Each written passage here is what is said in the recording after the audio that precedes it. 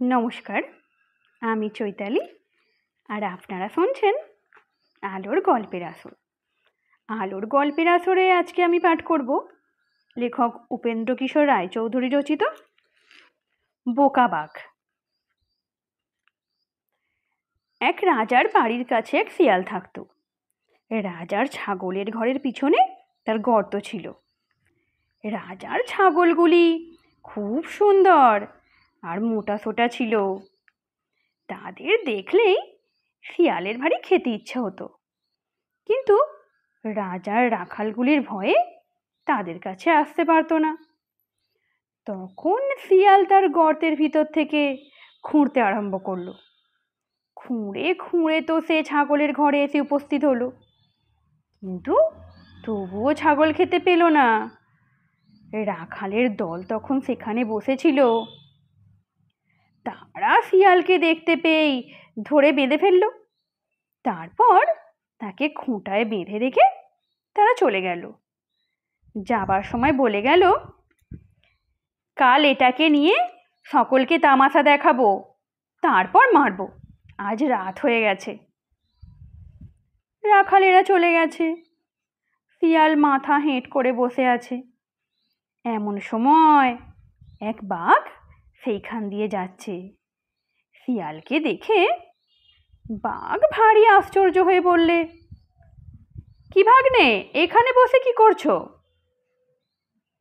শিয়াল বললে, বিয়ে করছি। বাঘ বললে, তবে কোণে কোথায়, লোকজন কোথায়? শিয়াল বললে, কোণে তো রাজার মেয়ে, লোকজন তাকে আনতে গেছে। বাঘ বললে, তুমি বাঁধা কেন? শিয়াল বললে, আমি কিনা বিয়ে করতে চাইনি, তাই আমাকে বেঁধে রেখে গেছে, পাছে আমি পালাই। বাঘ বললে, সত্যি নাকি তুমি বিয়ে করতে চাচ্ছ না? শিয়াল বললে, সত্যি মামা, আমি বিয়ে করতে একটুও চাইছি না। তা শুনে বাঘ ভারী ব্যস্ত হয়ে বললে, তবে তোমার জায়গায় আমাকে বেঁধে রেখে তুমি চলে যাও না। শিয়াল বললে, এক্ষুনি তুমি আমার বাঁধন খুলে দাও, তারপর আমি তোমাকে বেঁধে রেখে যাচ্ছি। তখন বাঘের আনন্দ দেখে কে, সে অমনি এসে শিয়ালের বাঁধন খুলে দিল। শিয়ালও আর দেরি না করে তাকে ভালো মতো খোঁটায় বেঁধে বললে, এক কথা মামা, তোমার শালারা এসে তোমার সঙ্গে হাসি তামাশা করবে, তাতে যেন তুমি চটো না। বাঘ বললে, আরে না, আমি তাতে চটি, আমি বুঝি এতই বোকা? এ কথায় শিয়াল হাসতে হাসতে চলে গেল। বাঘ ভাবতে লাগলো, কখন কোণে নিয়ে আসবে। সকালবেলায় রাখালের দল এসে উপস্থিত হলো। বাঘ তাদের দেখে ভাবলো, এই আমার শালারা এসেছে, এক্ষুনি হয়তো ঠাট্টা করবে, আর তাহলে আমাকেও খুব হাসতে হবে। রাখালেরা এসেছিল শিয়াল মারতে, এসে দেখলে বাঘ বসে আছে। অমনি তো ভারী একটা হইচই পড়ে গেল। কেউ কেউ পালাতে চায়, কেউ কেউ তাদের থামিয়ে বললে, আরে বাঁধা রয়েছে দেখছিস না, ভয় কি, কুড়ুল খন্তা বল্লম নিয়ে আয়। তখন একজন একটা মস্ত ইঁট এনে বাঘের গায়ে ছুঁড়ে মারলে। তাতে বাঘ বললে, হি হি হি হি হি। আর একজন একটা বাঁশ দিয়ে গুঁতো মারলে, আর একজন একটা বল্লম দিয়ে খোঁচা মারলে। তাতে বাঘ বললে, উহু হু হো হো হো হো, বুঝেছি তোমরা আমার শালা। আবার তারা বল্লমের খোঁচা মারলে।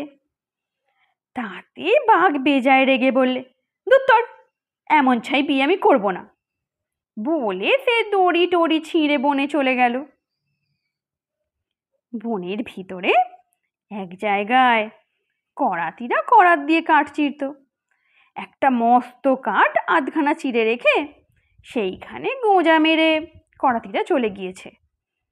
এমন সময় বাঘ বনের ভিতরে এসে দেখে শিয়াল সেই আধচেরা কাঠখানার উপর বসে বিশ্রাম করছে। শিয়াল তাকে দেখেই বলল, কি মামা, বিয়ে কেমন হলো? বাঘ বললে, না ভাগ্নে, ওরা বড্ড বেশি ঠাট্টা করে, তাই আমি চলে এসেছি।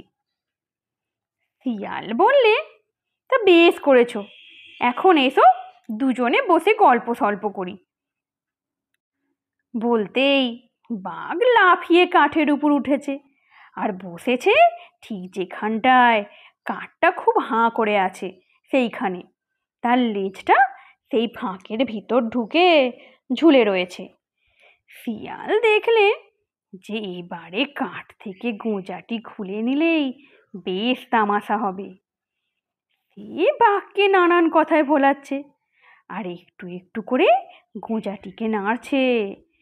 নাড়তে নাড়তে এমন করেছে যে এখন টানলেই সেটা খুলে যাবে আর কাঠ বাঘের লেজ কামড়ে ধরবে। তখন সে মামা গেলুম বলে সেই গোঁজ শুদ্ধ মাটিতে পড়ে গড়াগড়ি দিতে লাগলো। আর বাঘের যে কি হলো সে আর বলে কি হবে, কাঠ লেজে কামড়ে ধরতেই সে তো বেজায় চেঁচিয়ে এক লাফ দিল। সেই লাফে ফটাং করে লেজ ছিঁড়ে একেবারে দুইখান। তখন বাঘ ও শিয়ালের সঙ্গে মাটিতে গড়াগড়ি দিতে লাগলো। বাঘ বললে, ভাগ্নে গেলুম, আমার লেজ ছিঁড়ে গিয়েছে। শিয়াল বললে, মামা গেলুম, আমার কোমর ভেঙে গিয়েছে। এমনি করে দুজনে গড়াগড়ি দিয়ে এক কচু বনে ঢুকে শুয়ে রইল।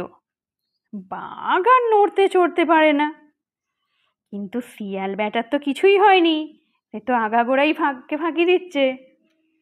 সেই কচু বনের ভিতরে ঢের ব্যাঙ ছিল। শিয়াল শুয়ে শুয়ে তাই ধরে পেট ভরে খেলো। বাঘ বেদনায় অস্থির, সে ব্যাঙ দেখতেই পেল না, খাবে কি? কিন্তু তার এমনি খিদে পেয়েছে যে কিছু না খেলে সে মরেই যাবে। তখন সে শিয়ালকে জিজ্ঞেস করলে, ভাগ্নে, তুমি কিছু খেয়েছো নাকি? শিয়াল বললে, আর কি খাবো, এই কচুই খেয়েছি, খেয়ে আমার পেট বড্ড ফেঁপেছে। বাঘ আর কি করে, সে কচুই চিবিয়ে খেতে লাগলো। তারপর গলা ফুলে মুখ ফুলে সে যায় আর কি। তা দেখে শিয়াল বললে, কি মামা, কিছু খেলে? বাঘ বললে, খেয়েছি তো ভাগ্নে, কিন্তু বড্ড গলা ফুলেছে। তোমার তো পেট ফেঁপেছে, আমার কেন গলা ফুলল? শিয়াল বললে, আমি কিনা শিয়াল আর তুমি কিনা বাঘ, তাই। লেজের ব্যথায় আর গলার ব্যথায় বাঘ 16 দিন উঠতে পারলে না। এই 16 দিন কিছু না খেয়ে সে আধমরা হয়ে গিয়েছে। এমন সময় সে দেখলে যে শিয়াল গা ঝাড়া দিয়ে উঠে দিব্যি চলে যাচ্ছে। তাতে সে আশ্চর্য হয়ে জিজ্ঞেস করলে, কি ভাগ্নে, তোমার অসুখ কি করে সারলো? শিয়াল বললে, মামা, একটা ভারী চমৎকার ওষুধ পেয়েছি, আমি আমার হাত পা চিবিয়ে খেলুম আর তক্ষুনি আমার অসুখ সেরে গেল। তারপর দেখতে দেখতে নতুন হাত পা হলো। বাঘ বললে, তাই নাকি? তবে আমাকে বলনি কেন? শিয়াল বললে, তুমি কি আর তোমার হাত পা চিবিয়ে খেতে পারবে, তাই বলিনি।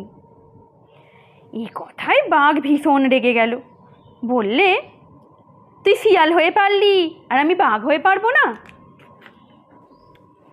শিয়াল বললে, তুমি দুটো ঠাট্টার ভয়ে অমন বিয়েটা ছেড়ে এলে, এখন যে হাত পা চিবিয়ে খেতে পারবে তা আমি কি করে জানবো? তখন বাঘ বললে, পারি কিনা এই দেখ, বলে সে নিজের হাত পা চিবিয়ে খেলো। তারপর 3-4 দিনের মধ্যেই ভয়ানক ঘা হয়ে বাঘ মারা গেল। আজকের গল্প এখানেই সমাপ্ত।